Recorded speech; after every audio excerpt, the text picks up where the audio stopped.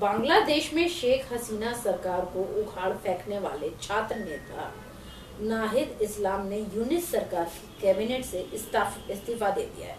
साथ ही ऐलान कर दिया है कि वो जल्द ही अपनी पार्टी बनाएंगे। क्या यूनिस के लिए खतरे की घंटी बज चुकी है? देखिए, नाहिद इस्लाम एक रियल फेस था जो इस पूरे आंदोलन का था। यूनुस स्टॉप गैप अरेंजमेंट रहे हैं हमेशा से। वो थोपे हुए व्यक्ति हैं तब तक कि नई सरकार गठित नहीं हो जाती। सेना और नाहिद इस्लाम के बीच की साठगांठ से ये जो आंदोलन हुआ, उस आंदोलन का सबसे बड़ा अगुवा नाहिद इस्लाम थे। इसीलिए जब ये पूरी सरकार उखाड़ फेंकी गई, शेख हसीना ने शरण ले ली भारत में, तो नाहिद इस्लाम ही वो व्यक्ति थे जिनको टेलीकॉम मिनिस्ट्री, आईटी मिनिस्ट्री का भार सौंपा गया। उसके बाद वो इंफॉर्मेशन एडवाइजर बने मोहम्मद यूनुस के। तो वो एक तरह का ब्रिज रहे हैं मोहम्मद यूनुस के बीच, और आर्मी नाहिद इस्लाम के जरिए ही अपने मंसूबों को ऑपरेट करती रही है। इसलिए वो 2 दिन बाद अपनी पार्टी बनाने वाले हैं और फिर एक चुनाव में वो जाएंगे। मोहम्मद यूनुस जो बीच का चेहरा थे, हो सकता है वो पर्दे से हट जाएंगे। ये प्रो पाकिस्तानी एलिमेंट है, प्रो आर्मी एलिमेंट है, और इससे हम लोगों को भी सतर्क रहना होगा। अच्छा, बांग्लादेश के आर्मी चीफ वेकर उज्जमान ने देश की सुरक्षा अपने हाथों में ले ली है। यानी अब यूनिस के हाथों में देश की सुरक्षा की कमान नहीं है। क्या अब मोहम्मद यूनुस के तख्ता पलट का समय करीब आ गया है? मैंने जैसे कहा कि मोहम्मद यूनुस और मोहम्मद नाहिद इस्लाम के बीच का एक स्टॉप गैप अरेंजमेंट चल रहा है आर्मी में। आर्मी ने अब उस पर्दे को हटाना शुरू किया है। उस पर्दे में राष्ट्रीय सुरक्षा का मामला आर्मी ने खुद अपने हाथ में ले लिया।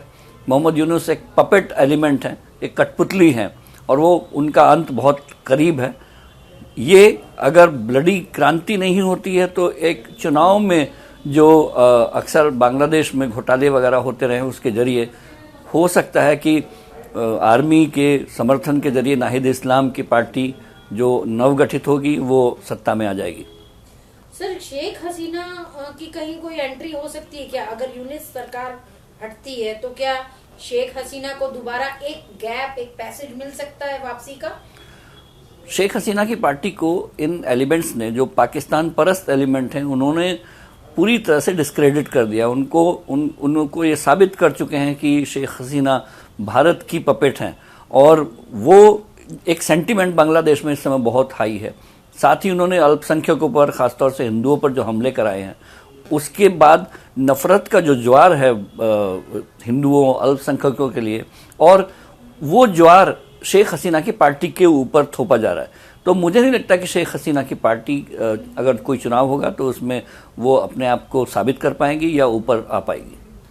ऐसे में सर, ये सारे जो तख्ता पलट और ये तमाम चीजें जो होती रही बांग्लादेश में लगातार, जो अभी सिचुएशन है, इसमें भारत के लिए क्या इसमें स्टैंड हो सकता है?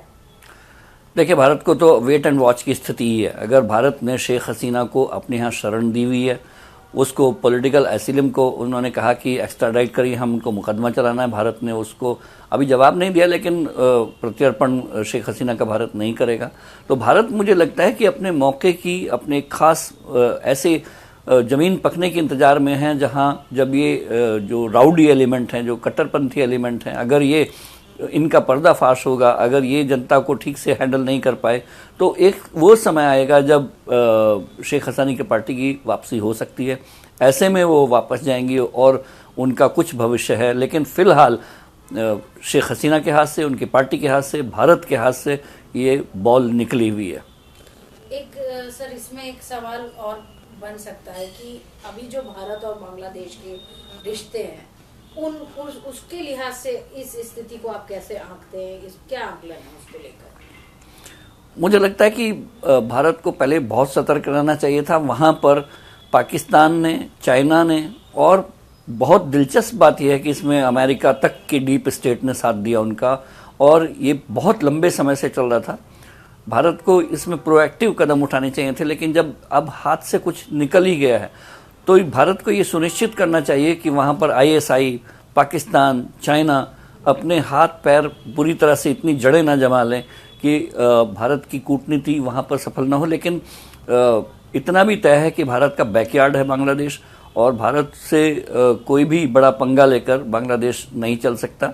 उसको हमारी मदद चाहिए। हमारा पड़ोसी देश बांग्लादेश है, हमें उसका हाथ थामना ही होगा। ये आज की रियलिटी है। लेकिन बड़ी बात यह है कि दुश्मन ताकतें बांग्लादेश में अपनी जड़ें जमा रही हैं।